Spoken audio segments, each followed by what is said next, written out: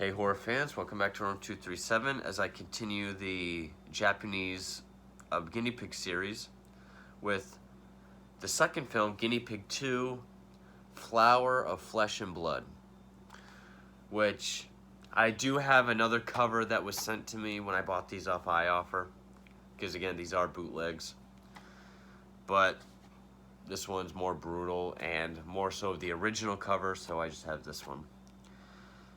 Similar to the first film, it kind of follows the fake snuff film aspect. This time of a woman bit by bit being dismembered on camera. But like the first film, its problems are within the filmmaking. It doesn't feel entirely like the fake snuff or documentary style. It does open up with a film crawl about,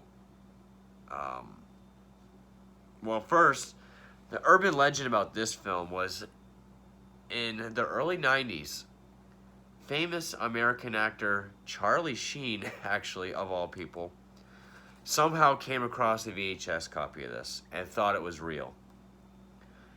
So much so that he contacted authorities and the FBI, and there was a big investigation about it. Which is kind of funny, especially watching it now, because like the first one, I mean, if he had just waited, because this also came out in 1985, but this was sometime in the early 90s. If he had waited around 10 years later when August Underground came out, that would have really blown his mind.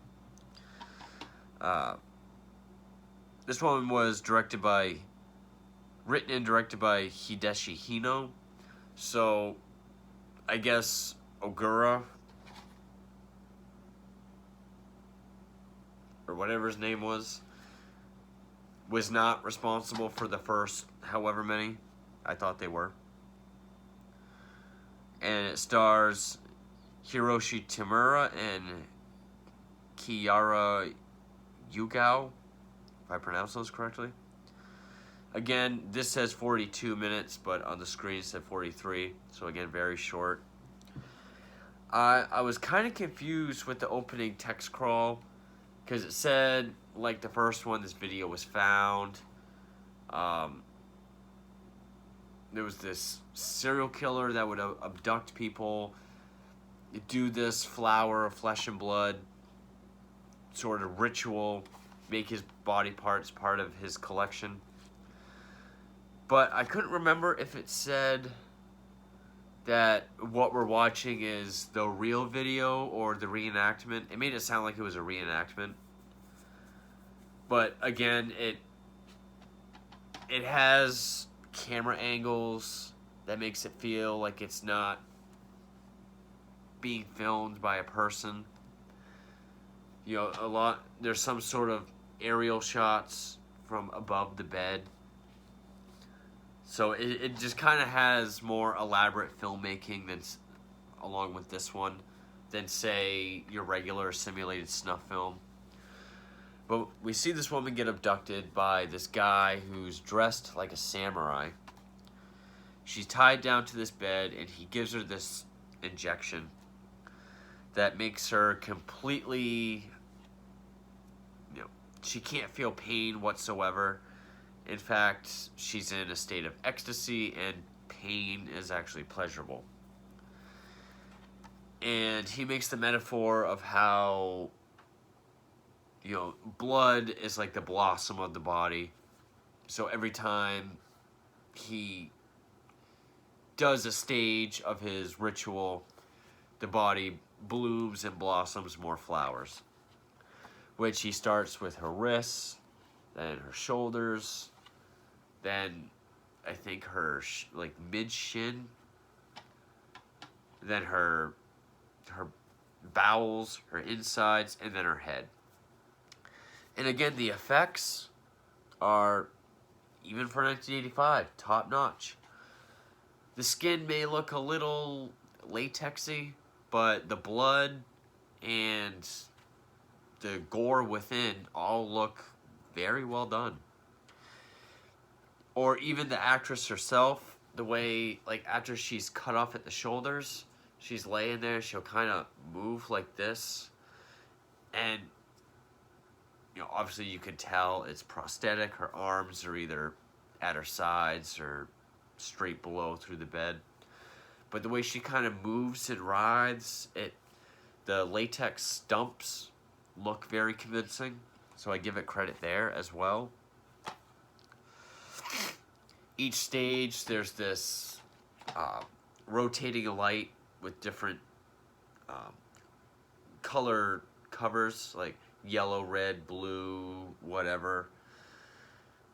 He always looks at the camera and says, you know, gives sort of these little poetic metaphors about from her wrists, the red blossoms, you know, her bright red blood will bloom and blossom out or whatever. He does that for each segment.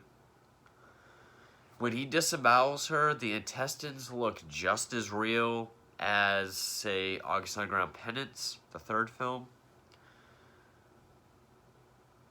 As far as, you know, consistency, color, how realistic it looks in general, I give it credit there as well. Like The Devil's Experiment, and it does have more of a high definition, not shot on video look like, say, August Underground. More so, even looks better than Penance, and again, this was 1985. And then it ends with him showing the cameraman his collection, which is just the different body parts that he has in this room, like a torso that's hung up, or the one part I was gonna say it looked fake because before he gives her the drug, he's holding a chicken and he says, "This will be your fate." He cuts the head off. It does look like a fake dummy chicken. But he has a jar of eyeballs, and it's definitely a jar of chicken eyes. So I was going to say those are definitely chicken eyes. But there's a jar next to it of chicken heads, so. He does cut her eyeball out, and it has like the stringy tendons or whatever it is that he licks and puts in his mouth, and that scene goes on for a while. But yeah, he's got this collection of, you know, sort of, some of it looks like he's put together to look like flowers, like he's got flowers with, you know, arms or feet or hands. A lot of it's rotting, got maggots all through it. I mean, I could say the actress did a fine job. I mean, she pretty much just had to lay there. I mean, she didn't have to scream or writhe in pain because of the drugs she was given. The guy, I guess, did all right for what little he had to talk to the camera. But it's basically just one of those films you watch for the effects. Again, he starts at her wrists, then her shoulders, probably knee or mid-shin, then her bowels, then her head. And I will say, even the head, even though it was covered in blood, looked very much like the actress. I mean, one thing I can give these movies is, especially for the time and the budget, very well done.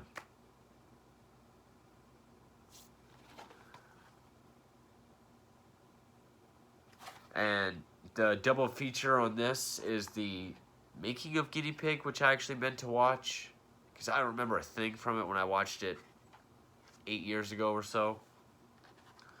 But that's about another 43 minutes. Kind of wish I did watch it, but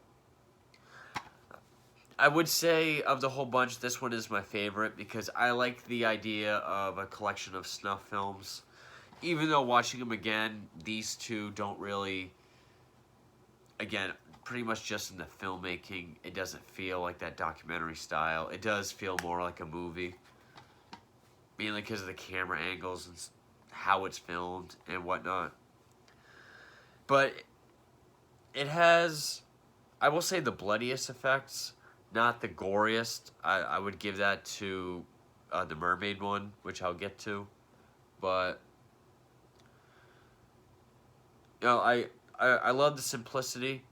Also, I love the effect when he cuts the first hand he cuts off, you know, because she's tied to the bed like this. He's holding her hand down like that, and his other hand is like holding her arm while he saws it off. So the hand is like gripping his hand. And then he lets go of it. And I'm not sure how they did it. They very well could have had the table with her hand through it. But the hand pretty much, you know, he drops it on the table and the hand kind of closes up. But you can see the bloody stump. It's not against the table like that. So it also could have been prosthetic somehow. I thought that was a very well done effect. I really liked how that came out. The severed hand at such an angle that it doesn't quite look like a real hand. But then again, it very well could have been just closing up by itself. And she's pretty much just a cornered, bloody mess by the end of it. And then we see his collection, which does look mostly like props with a bunch of maggots all over it, but... Oh, okay, so here's how it was. An infamous manga artist received an unmarked parcel in the mail. In this mysterious package was one 8mm film, 54 still pictures, and a 19-page letter. The letter told the artist that a horrible crime was committed by a person of aesthetic paranoia in a very secret place. The 8mm film shows a horrifying descent into pure madness as a psychotic slowly dismembers defenseless woman, adds to a collection. Artist quickly turned the film stills and the letter over to the police. Haunted by the images he witnessed, he decided to make a semi-documentary based on what he saw. So this, I'm guessing, is supposed to be a reenactment.